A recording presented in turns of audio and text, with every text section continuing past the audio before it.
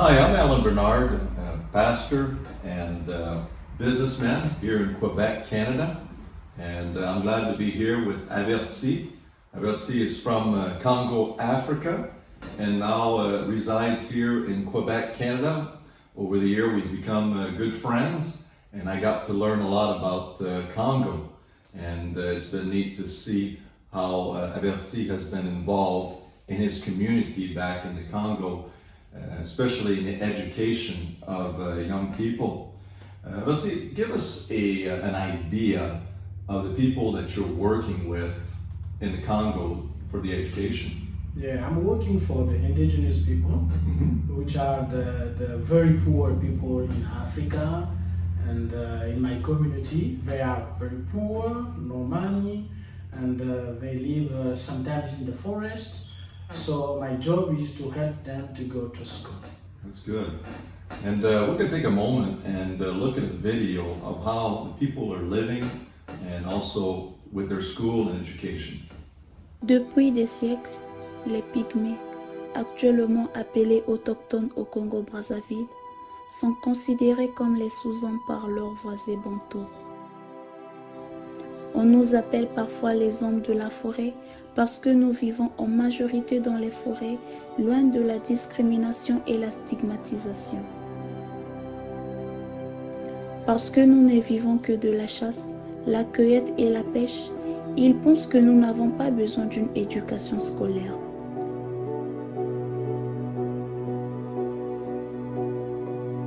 Mais vous pensez le contraire.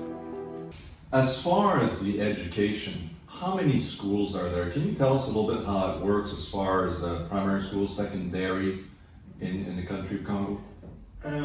We have 10 villages, Yeah. and we have a primary school in every village, but we have only one middle school. So students have to work miles to come in the center for the middle school. And we have the problem of teacher. We have no teacher. That's why we pay for people who can come and teach students in the village. And the government doesn't pay for them. So I have to collect money and pay for teacher. I see. And since you started the program, you've been involved in the program here, and you started this program since 2012.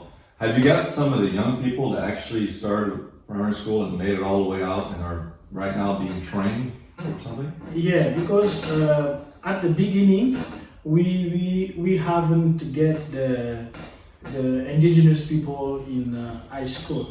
So through what I'm doing now, we have the first indigenous people who go to high school in the first time.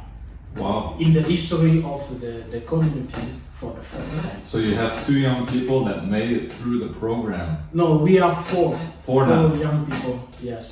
Well, and two of them was admitted to the professional program to become, they will work for the government. Yeah. That's great. How is the government involved in helping people, the teachers, helping the students, and even purchasing of books in the villages? Now, I know that there's the main cities, but you're talking about the villages. Yeah. How is their assistance, and how is the government helping? I think the government doesn't do anything in my community because we have to pay ourselves for the teacher. We have to pay ourselves for books, for everything. Now, we are aware that the government receives funds from different countries in order to help with education. So are their funds just going to the main cities and not reaching out to the villages and the community? Yeah, it's true that the government receives a lot of money from the rich countries, but I think that this money is used only in the big city, and they don't bring it in the small village like mine. Because we're aware of organizations like UNICEF and others that are involved in helping. are they involved in the communities, in the villages, or is it mostly in the small cities, in the large cities? I think the organization like UNICEF sometimes can go to a lot of villages, but I'm sure that I never see UNICEF in my community. Wow, that's something. So what are the challenges for the education that you're facing? Do parents have the means to send their children to school? Yeah, the challenge, we have a lot of challenges because the parents are very poor, they don't work, they have not money. Yeah. That's why I often collect money to pay for teachers, for books, and many things. And another challenge is the distance from the village to the middle school to the high school. So students have to walk miles every week to go to school and bring with them foods, everything. So it is a very big challenge.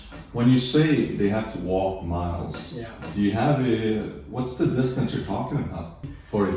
Yeah, I'm talking about 40 miles from the village to the middle school. Okay, so 40 miles, I'll be honest with you, I think a lot of people would just give up on school.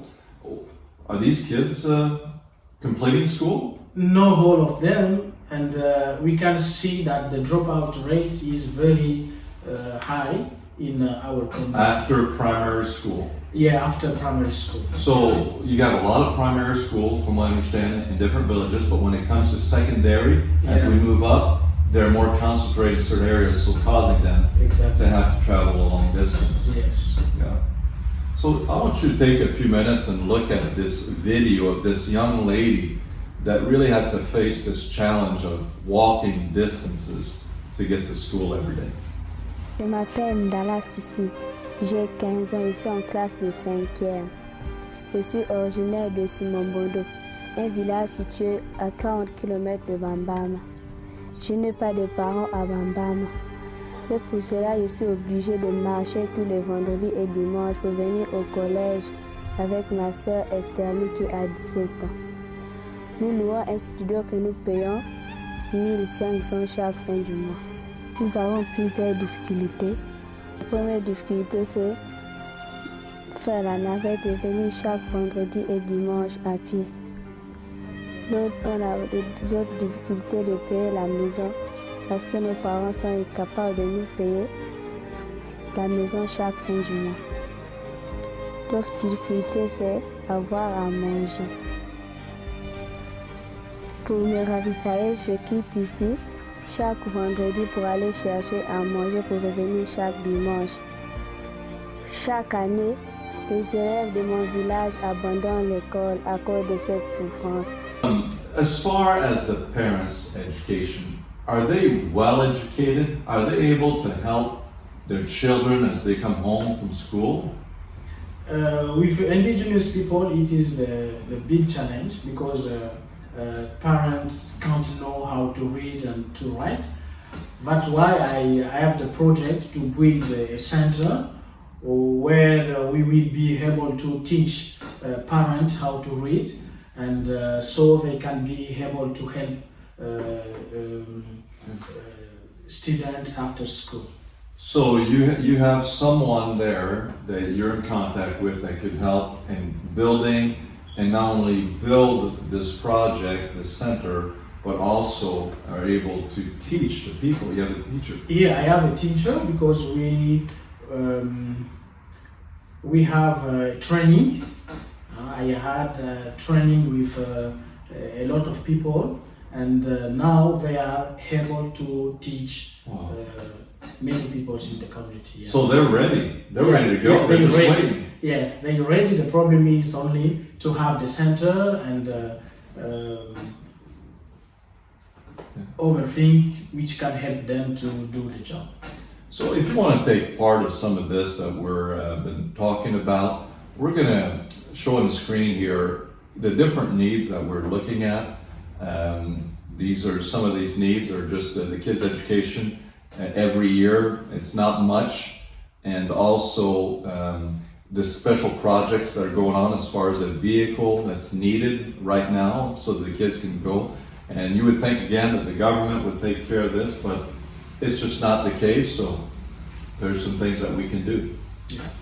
So yeah, take a few minutes. Just want to reassure you that Averti, while he's here in Quebec, is in direct contact and knows exactly what's going on the field with these people. He's I've seen that when we invest, that we can see the kids hold up a sign with our name on it, thanking us. That's really special. Very special, yes. So yeah, even the teacher you're in contact with, and different people that will be doing different things as well that you've been working with. So it's a great privilege. We'll put these things before you, and if you want to help, please, the information will be on the screen. Please do. Thank you. Thank you. Thank you.